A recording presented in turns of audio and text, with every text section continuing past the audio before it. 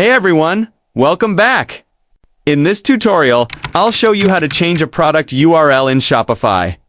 This is really useful if you're updating your product names, improving SEO, or just cleaning up your store's links. First, log in to your Shopify admin dashboard. On the left-hand side, click on Products, and then choose the product whose URL you want to edit. Once you're on that product's detail page, scroll down until you find the section called Search Engine Listing.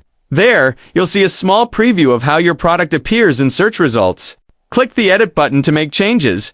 Now you'll see a field labeled URL and handle. This is where you can modify the product's URL. Make sure your new URL is short, clear, and includes relevant keywords. For example, if you're selling running shoes, you might use something like products, men's-running-shoes. Double quotes. Below that, you'll notice a checkbox labeled Create a URL Redirect.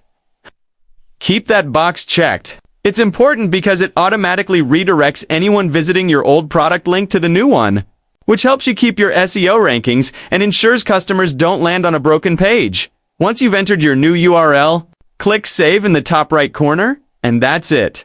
You've successfully changed your product URL in Shopify. It's quick, easy, and keeps your store's links looking clean and professional.